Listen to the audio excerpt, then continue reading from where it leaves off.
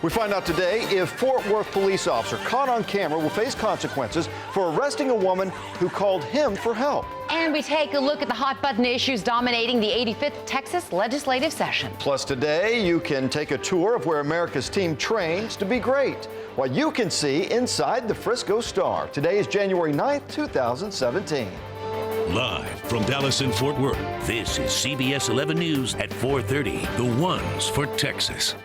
Good morning. Thanks for waking up with us. I'm Russ McCaskey. And I'm Karen Borda. Wild weather is punishing the West Coast, with California facing a new winter storm today, just one day after another storm toppled trees and stranded drivers on flooded roads in the San Francisco Bay Area. In Nevada, more than 1,000 homes were evacuated in Reno yesterday as the Truckee River began to overflow its banks. And today, parts of Southern California are under a flash flood watch. That's thanks to approaching second round of storms. So a lot of problems out west. Here at North Texas, we are expecting a double-digit temperature swing from the 30s, quite possibly to the 50s today. Yeah, we're going to warm up, but that's nothing compared to the roller coaster ride that we're in for later this week. And this isn't just a roller coaster. This is like the Shockwave double loop roller coaster. That's right. It's a big time one. Temperatures this morning are in the 30s, guys. So it is chilly out there, but compared to where we were to end last week, this is actually pretty mild. 36 in Fort Worth, mid to upper 30s in Euless, Mansfield, and Southlake. Now, it does feel like it's about 10 degrees colder than the actual temperature. We have a south wind today, and the big feature in the forecast today will be the wind. It's going to be strong out of the south, up to 30 miles an hour later on today. So a very windy day. Temperatures in the 30s this morning. We will make it up to 59 later on today. That sounds good, but remember, the south wind at 30 miles an hour, it's not going to feel like it's 59. It's going to feel colder than that. But I have better news ahead. We have 70s, in fact, several 70s in the forecast this week before we see another big cold front arrive later on. We'll highlight that and talk about it as we also remind you to download the CBS DFW weather app as this big change in weather keeps coming here. It's wintertime in Texas. You'll need that app. Let's see what's going on traffic-wise. Here's Madison. Well, Jeff, we're doing a lot better this morning than we ended last week on. Last week was a little bit of chaos with that winter weather, but now, as you can see, the map is tracking green, which is always a good way to start out the week. As you can see, downtown Dallas, traffic moving very smoothly into downtown Dallas. In fact, not very many people out on the road just yet this morning. I-30 eastbound headed into Dallas, moving smoothly, as well as Fort Worth. We're looking good. There is a little bit of construction going on 35W northbound at Meacham Boulevard. Just be aware of that, because as more cars get out on the road, guys, it's only going to get a little bit more busy out there. No doubt about that. Don't you know it. Thanks so much, Madison. Well, the Dallas Cowboys will take on Aaron Rodgers and the Green Bay Packers in the next round of the playoffs. And they're going to do it at home at AT&T Stadium next Sunday afternoon. Here's Bill Jones with a preview. We probably should have known this would be the matchup. The Green Bay Packers are coming to town as the Cowboys will be hosting just their second divisional playoff game in 21 years next Sunday. And it's a rematch of the Cowboys' last playoff game on that frigid day 2 years ago on the frozen tundra of Lambeau Field. Was it a catch or not? Des Bryant's controversial diving grab that was overturned on review as Dallas fell short against Aaron Rodgers and the Packers. The no-catch controversy will be revisited throughout this week. But there's a big difference this time around as the Cowboys are the ones with the first-round bye and home field advantage next Sunday afternoon. Cowboys first played the Packers in the postseason just over 50 years ago, January 1st, 1967, in an NFL championship game. This will be the 8th playoff meeting all time. Dallas actually leads the series 4-3, including 3 postseason wins back in the 90s. All 4 playoff wins have come at home for Dallas. Keith Russell asked the Menster, Randy White, about the Cowboys' chances. How much confidence do you have in this Cowboys team with a lack of playoff experience? I don't care if they had player experience or not. Forget about it. It's another game on the schedule. You go out there, you play like you played all year, you win the game, then you go to the NFC Championship game, you win that game, then you go to the Super Bowl and win that one. Then you're world champions. Then you get a ring and you're happy. Is it as easy as 1, 2, 3, Randy? That's what it is without, Keith. That's the way you do it. There it is. The Menster has mapped out the Cowboys' road to Super Bowl 51 in Houston on February 5th. I'm Bill Jones, CBS 11 Sports. Well, a little playoff history from Bill Jones and Randy White there. So talking about the game to attending it, we know some fans are trying to cash in on the Cowboys-Packers game. We found ticket prices on Craigslist anywhere between $300 and $3,000. One season ticket holder we spoke with said he's going to watch the game with his family on his couch, and he plans to make big bucks selling his tickets online. It's very, very lucrative, especially when the Cowboys are winning, and the tickets will probably go and higher as the game approaches. He says it's likely his pair of upper-level season tickets are going to go for $800 for the pair, and CBS 11 is going to have complete coverage for you leading up to the playoff game next Sunday. Wild Card Weekend thinned out the list of potential Cowboys opponents on the road to the Super Bowl. Jason Allen is here with a look at the rest of the playoff picture. Jason? Do you think they're selling all those tickets to Packers fans? That's the risk. Give season ticket holders stars.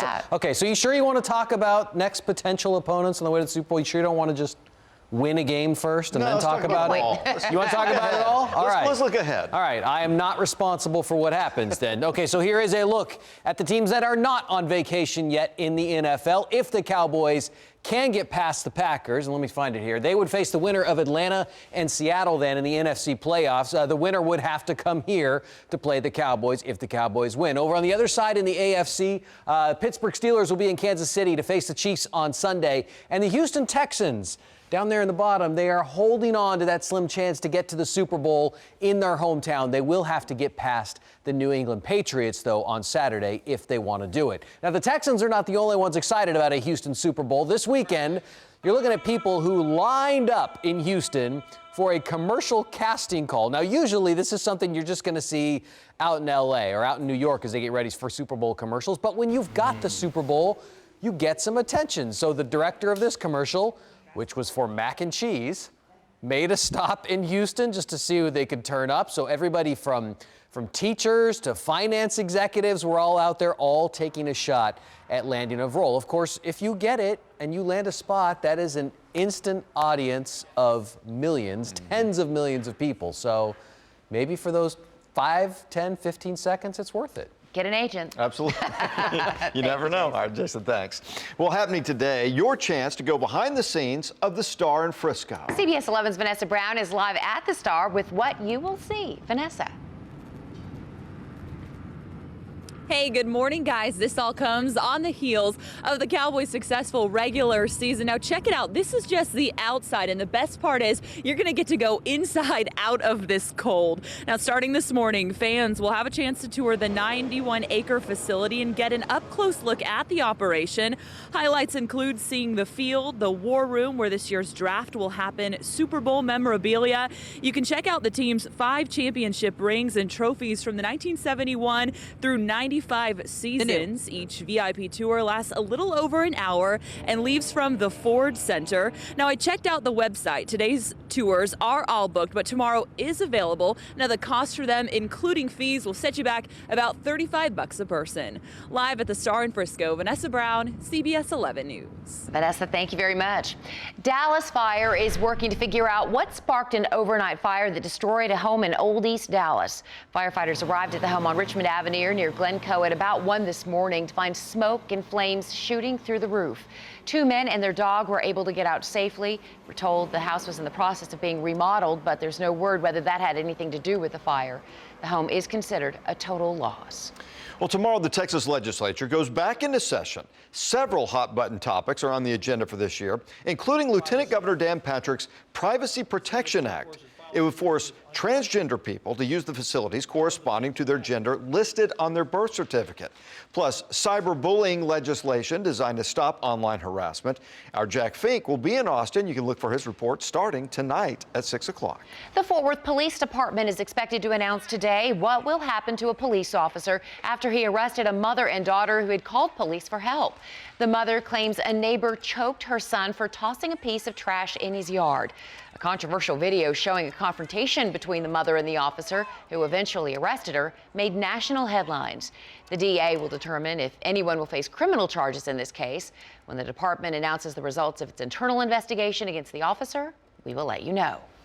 All right, our time now 4:39. Want to check in on weather and traffic? Meteorologist Jeff Jameson, you got a busy week ahead. Well, you know, most of the week's actually going to be pretty quiet. It's the end of the week that we're keeping an eye on. Certainly, temperatures are going to be on the warmer side this week than they were last week. We're starting in the mid to upper 30s. We have fair skies. It is a bit chilly outside, even though we're not looking at that bitter cold we did at the end of last week. Temperatures will warm into the upper 50s today, but it will be windy, so it's not going to quite feel like 59. It's going to feel colder than that with the strong south wind up to 30 miles an hour.